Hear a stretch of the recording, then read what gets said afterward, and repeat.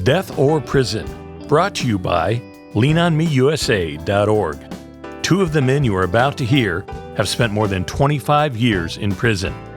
Let's join Laz Lopez and Raul Lopez for part 2 of their discussion with law enforcement representative Captain Rolando Silva in an episode entitled Us Against Them, Part 2. Welcome once again to Death or Prison podcast, brought to you by Lean On Me USA, where today we're continuing part 2 of Us Against Them. But before we continue, I'd like to introduce our panel. To my right, Raul Lopez, and to my left, Captain Rolando Silva. Raul?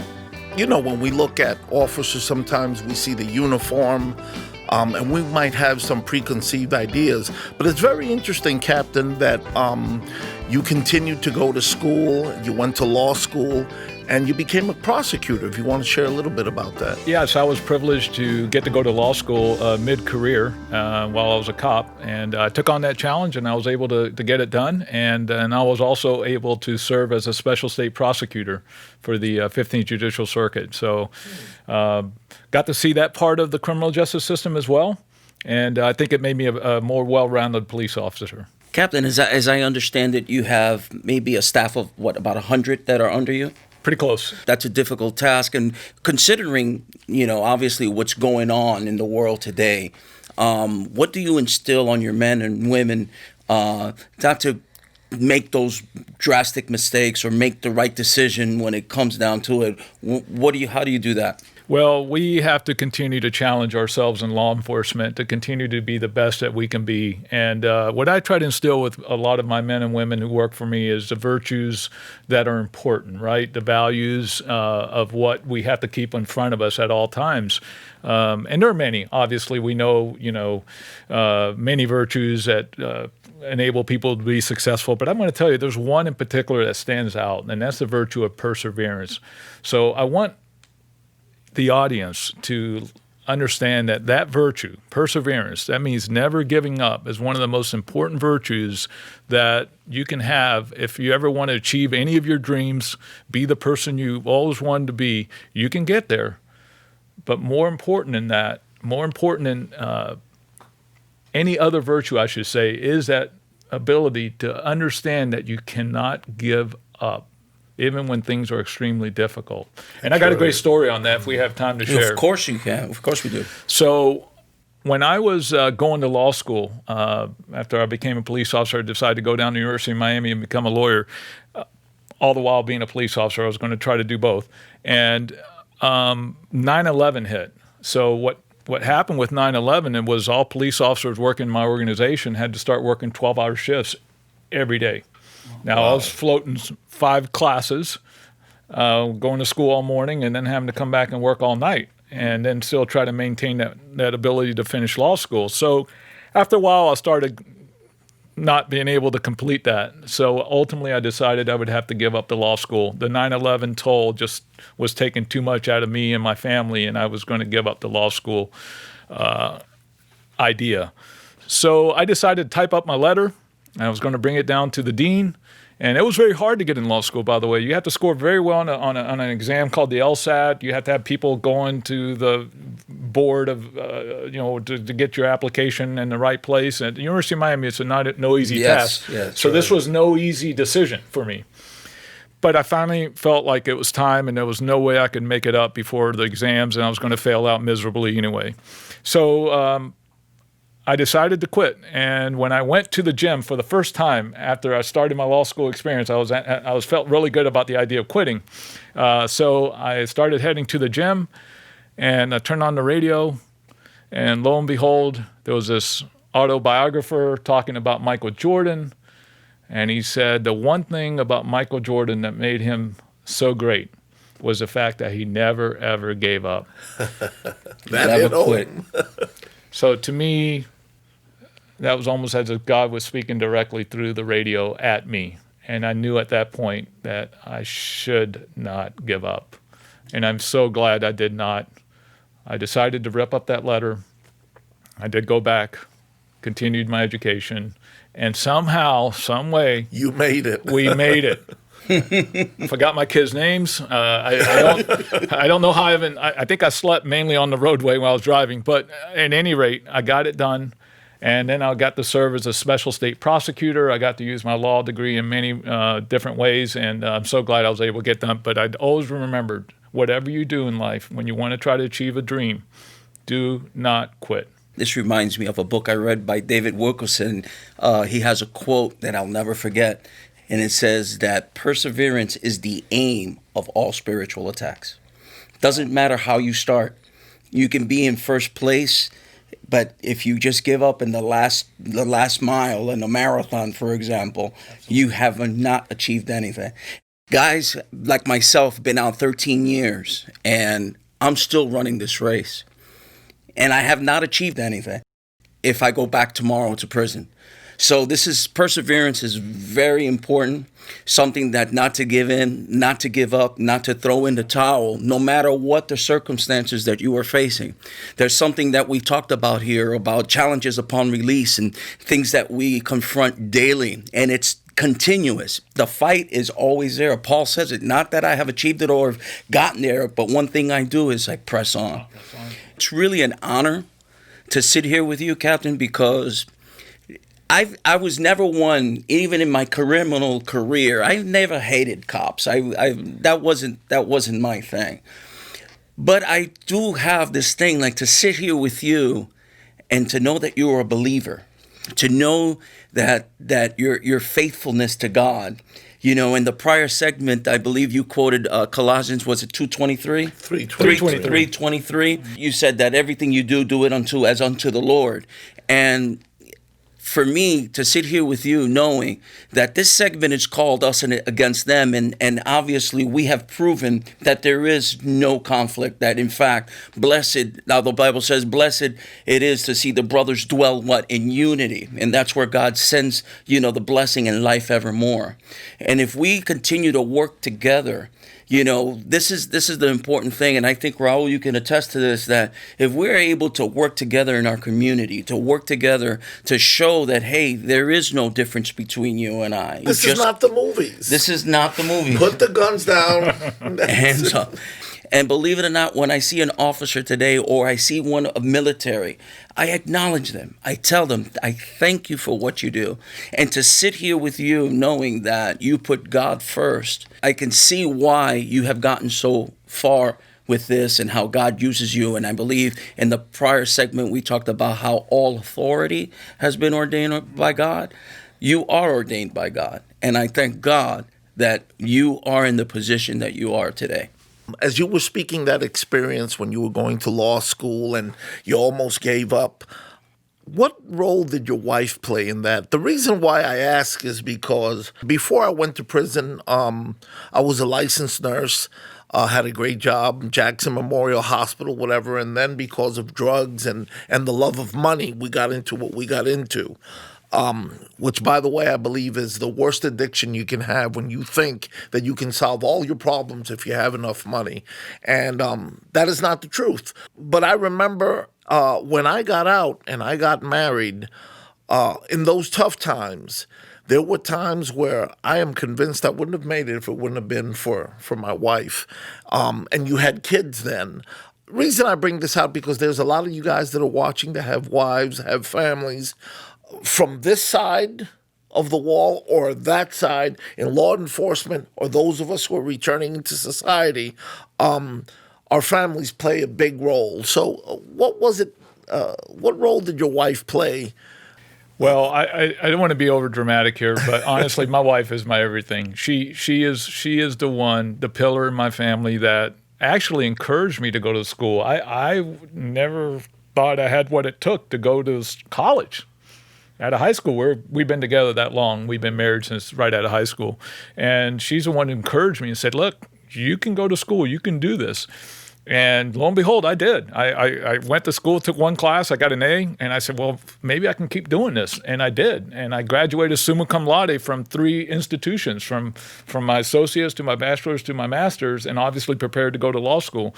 But she was the one who all the while was not only holding the fort down with the family and everything else, but just being an encourager, just telling me that I'm that I can do this.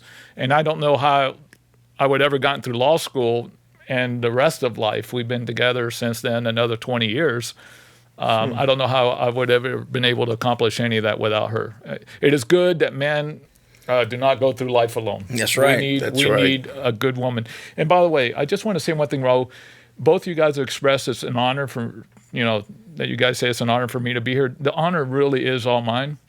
And I say that because you two have decided somewhere along the line that, yes, you've gotten your lives together and decided to go and become productive citizens and live your life the way you should out here, but you've also decided to somehow come back and help people and love on them and tell them that, there is a hope.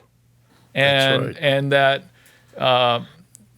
in doing this, I'm telling you, you guys are imitators of God, who the Bible says is kind to the unthankful and even to the evil. That's right. And that's who you guys are. So the honor is truly all mine, and I'm proud of you guys and for the Lean on Me organization who asked me to be here. Thank you. The Bible says it's no longer we that live, but Christ that lives in us. That's right. And he works through us, so we can't really even take the credit for the desire that he puts in our heart. He puts it there, and it's not even, it's like, it's a no-brainer for us. It comes from within. It comes from within. The good heart comes of treasures. What you're going at, and I believe is true, is that even our faith, according to Romans 12, is a gift. Yeah, that's right. Even our own faith is a gift from God.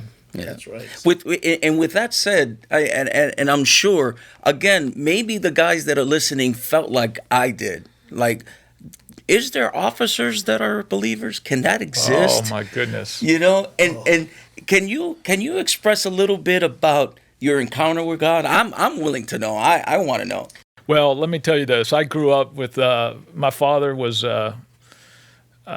he cursed God. He, unfortunately, he died when I was 12 years old. But even before he passed away, he was miserable, and he cursed my mother and cursed God, and so I had to grow up without a father, and that's okay because the Lord took care of me. When I was 12, I gave my life to the Lord, and I said, I invited Jesus to forgive me of my sins, and I said I would try to follow him the best I could. I was 12 years old. Well, as I grew up, I became a little bit of a rascal and kind of deviated from all that. Not in spite of the fact I had a praying mother and a praying aunt who were saints. But at the end of the day, I got into things I shouldn't have gotten into. And a gentleman came along when I was a young man and told me that the Lord had spoken to him and he was going to speak to someone like me today. And he did. He reminded me of who I was and that I should commit my life back to the Lord, and I did. And I can tell you that that made all the difference in the world to me because at that point I was a grown man and I had an opportunity to make that decision for myself. I believe that a lot of times for us to really be sincere with God, we go through something. He is the God of the hurting. And tell us a little bit about that experience, the gentleman that came later on when you were a teenager to recommit your life. Sure. So this gentleman, I signed up to do something. I can't remember what it was, but this gentleman was the one in charge, and he's the one who talked to me and said, listen, the Lord spoke to me and said that I would be speaking to a guy like you today. And here's what I urge you to do. Recommit your life to the Lord. And by the way, there's a great church just down the road that you need to start going to. And I took him at his word, and lo and behold, it made all the difference in my life. So, just to tie that into becoming a police officer, I told in the previous segment how someone spoke into my life about being a cop. I really believe that the right word at the right moment can make all the difference in a person's life. So whether that's, in my case, somebody directing me, teaching me to go into law enforcement, giving me that idea, or in the gentleman's sake where he told me about the Lord again and reminded me of who I should be, that word made all the difference. And maybe today, in what we're trying to do here, the words that we speak can maybe fall on some good ground and perhaps make all the difference in somebody's life who's watching. And Captain, speaking along those terms, mentorship is a word that so important. I didn't even understand a lot of times when I got out there were people who were talking to me, who took the time to explain. I could open up my heart, unload, and that was really mentorship. It's funny, our Lord Jesus Christ didn't come to build a big church. He actually came to influence 12 men, and those 12 men turned the world upside down. So that's a perfect example of mentorship. I got sent to Guatemala as a missionary pastor for 4.5 years. And one of the key things that we did over there, I used to work a lot with the MS-13, the real gang members that were chopping heads and so on. You have a lot of fakes here, throwing up signs and so on, but I really met the real MS-13 over there, and they just needed someone, a father figure. It's amazing the percentages of the men that are in prison. There is a high percentage that either don't have a father, or they have a father and they don't have no relationship, or he works 15, 18 hours a day and doesn't have time for his son. So it's very important. It's actually biblical. Mentorship is a very big deal. Right now I work with men who are coming out of prison in the church, but it's a two-way street. That's a blessing for us. Wouldn't you say so? Absolutely. So we know life is an uneven playing field. That's right. And at the end of the day, people need others that have been through it to reach back and give them guidance and even to hold them accountable if necessary. That's right. This is what mentorship is about. We can't do it alone, folks. We just can't.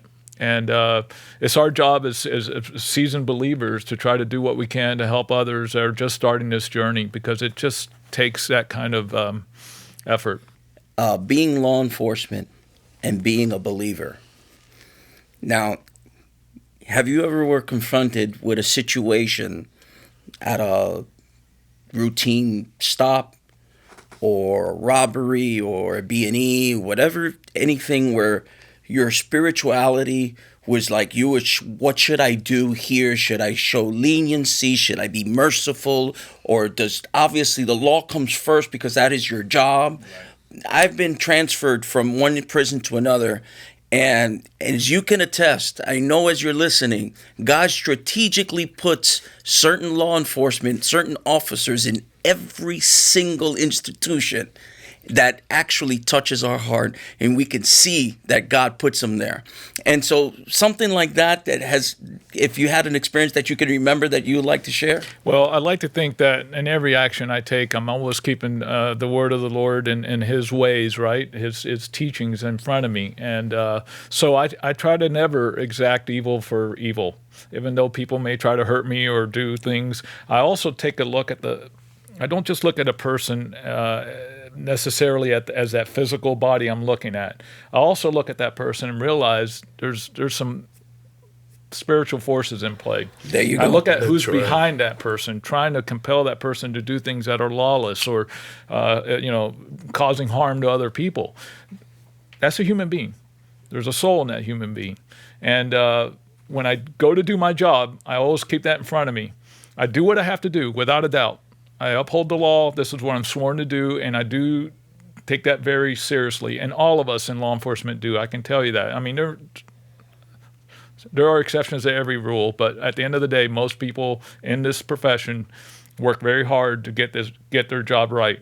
They have to, because it's hard, and they, for the most part, get it right.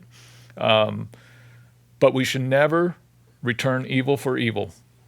We should always look at the person as a person that's making bad decisions, if that's what they're doing, and take care of business, but never get into that game of we should be able to hold ourselves back. And it's, as Christian police officers, people that believe in the Lord and believe in his ways, we should not be engaging in any of that type of nonsense. No matter how tempting, no matter how difficult, no matter what can arise, we cannot get involved in that, because we know we serve the Lord and we are to do it his way. With your experience, I'm sure in all these years, I'm sure that you've been involved with tracking a criminal, or if you're going to raid a house or something like that. And I can assume, and I know the answer to this, but I want to hear it from you. When you guys were ready to go into a house or raid a house, did you pray? Yes. This is exciting because I want to know. I want to know because explain that to us. So I've been a boss for the most part in law enforcement. I got promoted early on, so I'm always thinking from the context. Yeah, I worked the mean streets of West Palm Beach back in the day when crime was really high, and I got a lot of these personal experiences from dealing with the community as a cop. But for the most part, I've been a supervisor, from sergeant, lieutenant, captain, and so forth. So a lot of times I'm out there operationally dealing with stuff, and I'm in charge of men and women who are out there doing a very dangerous job. And you're thinking about hostage situations. You're talking about, looking through a house, chasing a suspect, making some very hard calls on the fly. I try to always remember when I have time. Sometimes it evolves so quickly there's no time. But in that time that I have, I not only pray for my decision making, I pray for the well-being and the safety of the men and women who are going to actually do the actual work. And so that's something that I try to remember to do. And there are people praying for us all the time. Our spouses are out there praying for us all the time in our jobs. There are others in the community who know the power of prayer, and they also do likewise. I knew an officer, and he's passed on, but tremendous corrections officer. His name was Officer Cromer at Sago Palm. He represented the kingdom. At the same time, he was an authoritative figure, but he knew how to balance the both, the two. And so have you, I think you had an experience like that with an officer. In fact, concerning me. Which one? When I was on the run, I was still fugitive, and the officer who showed you favor for the prayer room. Oh yeah, I remember when SWAT hit my house. It was on the 6 o'clock. It was a big deal. They had a helicopter, and I got put in the county jail. And there was this officer who you could tell he was different from all the others, but yet very strict. He was by the book, but yet you didn't resent him or whatever because he was very fair and very just. And what he did was he saw my conversion, that I wasn't playing games, and there's so much noise in the county jail and so much going on. There was actually a utility room where they kept the mops and the chemicals to clean the cell. He would actually open up and let me go in there so that I could pray for my brother. Oh, wow. And I'll never forget, Officer Montgomery, if you're watching, wherever you are, thank you. Officer Montgomery would let me in, and I remember praying because I was scared. My brother, they put him on the most wanted, and I remember him saying, I'm not going to let them take me. I'm not going to spend the rest of my life in prison. So I was really fearful that they would kill him. By that time, I had accepted the Lord, and I would just pray, and I said, Dear God, but I'll never forget that I was able to go into that utility room and intercede for you. I mean, I'm a big fan of Romans 13, which talks about the authority. And this is something that we want to convey today. There is no difference. There is no conflict. In fact, Christ has taken that barrier down, I believe, today and made us one. And obviously in context it's talking about Jew and Gentile. But today, between officer and that on the other side, I believe now that we have become one. Lean on Me USA, you could call on us anytime. You know, anyone on this panel, from Raul, from Johnny, and from Elmo, we're here. If there's anything that we could talk, you could use this for high school, you could use this for anything like that, we're here. Excellent. We're available. Thank you for that. We're available. We're available. Any other questions, Raul? Well, I just wanted to, because this came up for me, and it was a personal experience with me. Attitude. We keep watching the media, and let's make this very clear. Very few officers are the corrupt, dirty, the ugly officers. But the media is it's like a microscope. It magnifies it to such an extent. But I'm going to tell you guys, forget about that mentality in prison. There's a lot more officers that are trying to do the right thing that are doing the wrong thing. And we need to remember that. And now, personally, I remember a lot of times being stopped and having the wrong attitude. And now I have a resentment for this officer, but here I am, bloodshot eyes, probably have liquor on my breath. I'm hoping he doesn't find the gun in the trunk of my car, and I put out this negative attitude. How is he supposed to respond? Ever since I came to the Lord and I realized, wait a minute, I don't remember officers being so nice and so courteous. And a friend of mine said, it's not the officers, it's what you were putting out before. You put this out, whatever you sow, that's what you're going to reap. So the reason why I say that is, as a lot of you come back into society, check your attitude. The police officer stopped you. Maybe you were speeding. And he's doing a job. If we keep that in mind, it will definitely cut down a lot of conflict and a lot of problems. I agree. Any final words, Captain? No, I so much appreciate the messaging that you're giving back to the population, as many of them are hopefully on their way out and trying to do reentry back into society. We're all human. At the end of the day, we're all human. I have this role. I'm very blessed to have it. I take it very serious, and I can't say it enough. I'm inspired every day by the men and women who work in my little world. They answer to me, and they work very hard under very difficult circumstances to serve and protect this community. And their jobs are just not getting any easier these days with everything that's going on. But they're human.